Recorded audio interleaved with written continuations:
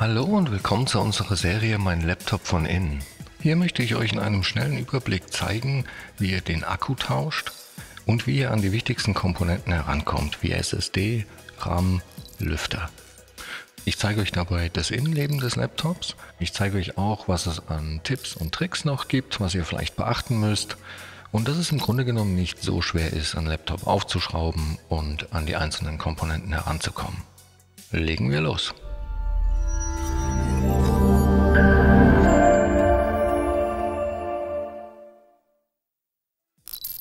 So, wir haben hier ein Fujitsu Livebook aus der E-Series und ich zeige euch auch gleich, wo ihr die genaue Modellnummer finden könnt.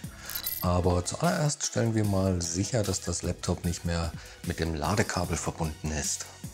Die genaue Modellbezeichnung findet man bei dem Gerät auf der Rückseite und zwar genau hier.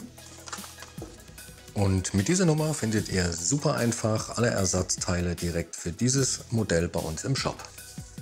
Allgemein lässt sich zu dem Gerät noch sagen, dass ein Displaytausch hier ziemlich einfach ist. Dafür muss man nämlich nur den Frontrahmen abnehmen. Der wird hier von zwei Schrauben gehalten, die sind jeweils unter diesen kleinen Gummiabdeckungen hier. Und sobald man die raus hat, kann man den Frontrahmen lösen und kommt so an das Display ran. Bei der Tastatur ist es so, die ist einzeln tauschbar. Dafür muss man aber wirklich alles aus dem Gerät rausnehmen, um da ranzukommen, weil die quasi von unten in das Topcase eingelegt ist. Und bei dem Touchpad ist es so, das kommt nur zusammen mit dem Topcase. Eine weitere Besonderheit bei dem Gerät ist, dass man an den Akku sehr leicht rankommt, einfach hier von außen. Und dass auch unter dieser Service-Abdeckung hier die SSD und auch die beiden RAM-Riegel sehr gut erreichbar sind, ohne dass man die ganze Bodenplatte abnehmen muss. Und ja, bei dem Akku funktioniert das so, der hat einen einfachen Verriegelungsmechanismus hier. Dafür muss man den Schalter hier quasi nach oben ziehen und auch halten.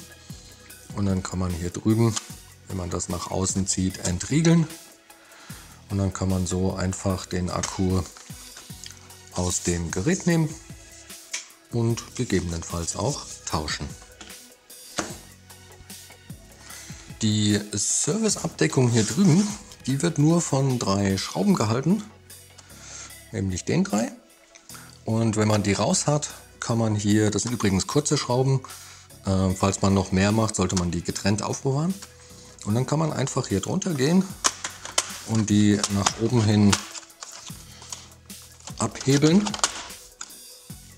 Genau so. Und auf die Art und Weise kommt man eben an die SSD und die beiden RAM-Slots hier dran. Die beiden RAM-Riegel sind super einfach auszutauschen oder auch einzubauen, falls hier nur einer belegt ist. Hier ist nur so eine kleine Plastikabdeckung drüber. Und dann muss man nur die beiden silbernen Klammern hier an der Seite so ein bisschen nach außen ziehen. Und dann kann man den RAM nach oben hin und zur Seite hin einfach rausziehen und eben gegebenenfalls tauschen oder auch einbauen. Und auch das ist super einfach. Der kommt einfach in den Slot bis ganz nach hinten, wird nach unten gedrückt, bis die beiden Klammern hier wieder einrasten. Ich benutze hier übrigens für alle Arbeiten am Laptop ein Universalwerkzeugset. Und das ist super praktisch. Da sind nämlich alle gängigen Aufsätze, die man so gebrauchen kann, direkt mit dabei. Ich verlinke euch das auch in der Videobeschreibung, falls ihr da Interesse habt. Und da alle Schrauben hier ganz normale Kreuzschrauben sind, nehme ich dafür einen Kreuzschraubenaufsatz, und zwar ein PH0. Die SSD auszutauschen ist auch sehr einfach. Die wird nämlich nur von einer Schraube hier unten gehalten. Das heißt, sobald man die raus hat, kann man die SSD so leicht nach oben hebeln und dann nach hinten hin aus dem Slot ziehen. Und die klebt hier so ein bisschen auf dem Kühlstreifen. Ja, dann kann man die austauschen. Und genauso wieder einbauen. Auch hier wieder einfach in den Slot zurück, bis ganz nach hinten einschieben, bisschen nach unten drücken und wieder verschrauben. In dem Fall lasse ich die SSD jetzt aber draußen. Und das hat den einfachen Grund, wenn man die komplette Unterseite abnehmen möchte, muss die SSD raus, weil die hier quasi mit der Bodenplatte selber verschraubt ist und dann einfach abbrechen würde. Also ganz wichtig, sollte man die Bodenplatte abnehmen wollen, dann muss die SSD auf jeden Fall raus vorher. Wenn man jetzt doch die komplette Unterseite abnehmen möchte, um zum Beispiel an den Lüfter ranzukommen, muss man auf jeden Fall eben erst den Akku rausnehmen und man muss die Schrauben, die hier außen herumlaufen, allesamt rausnehmen. Und das sind lange Schrauben, also gesondert aufbewahren.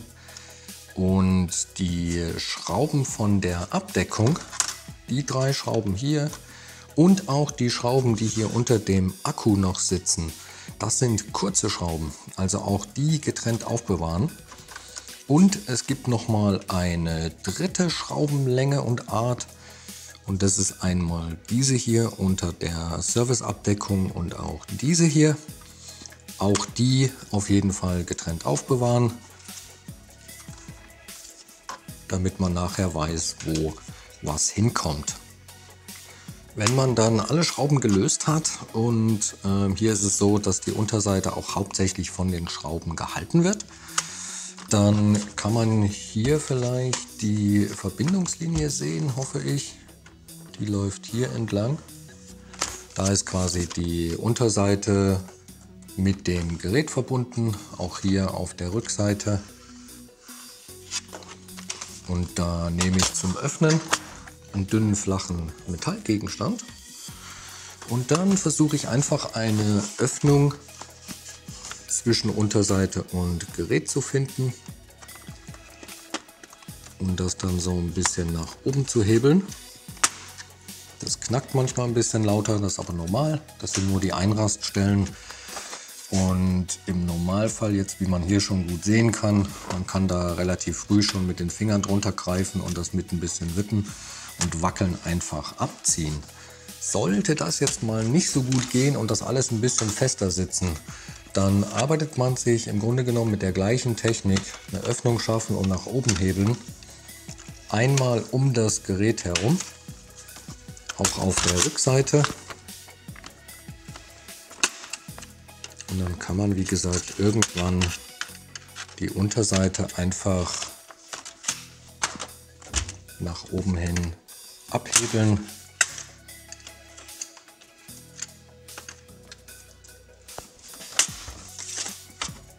Und so wie hier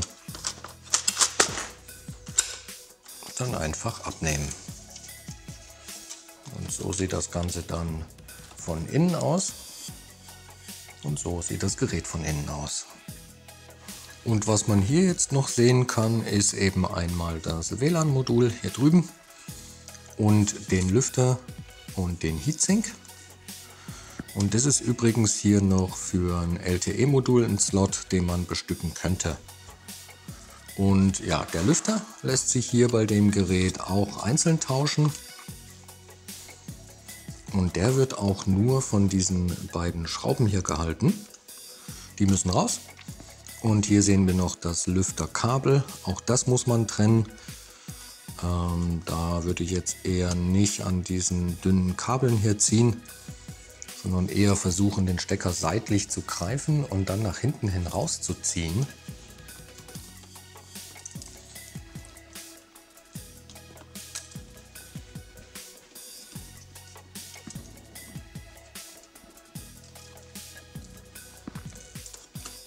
Und wenn man dann die beiden Schrauben noch gelöst hat, kann man den Lüfter einfach nach oben hin ganz easy aus dem Gerät nehmen und so eben auch tauschen.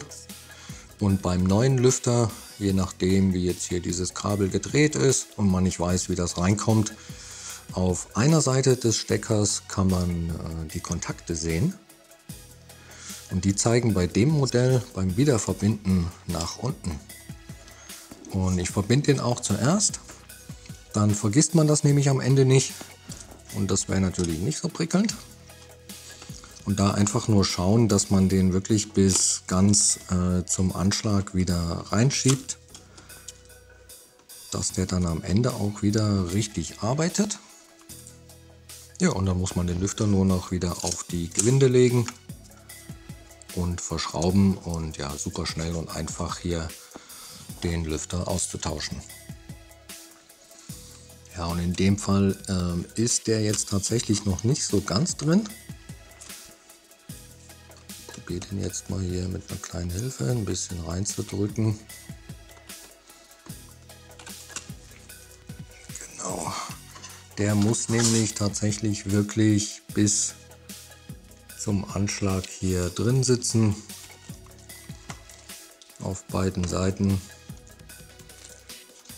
Dass der dann am Ende auch wieder wirklich vernünftig arbeitet. Die Gehäuseunterseite legt man jetzt einfach von oben wieder auf das Gerät und drückt die nach unten hin fest. Wie gesagt, es gibt jetzt hier nicht so viele Einraststellen. Trotzdem gehe ich da einmal um das Gerät herum und schaue, dass wirklich alles wieder zu ist und keine Öffnung mehr zu sehen ist. Und dann kann man das Gerät wieder verschrauben. Auch die SSD können wir wieder einbauen. Und dann ja, nicht vergessen, erst die Schrauben, die unter der Serviceabdeckung sind und auch unter dem Akku, die auf jeden Fall erstmal verschrauben. Dann kann man nämlich die Serviceabdeckung wieder drauf machen.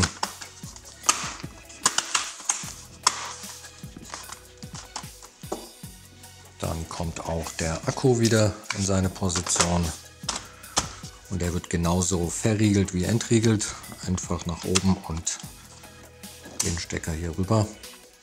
Ja, und dann kann man den ganzen Rest außen herum und die Serviceabdeckung verschrauben und ja, hat das erledigt. So, ich hoffe, das Video hat euch weitergeholfen. Wenn ihr noch Fragen oder auch Anregungen habt, lasst uns gerne einen Kommentar da. Und dann wünsche ich euch viel Spaß beim Schrauben. Bis zum nächsten Mal. Ciao.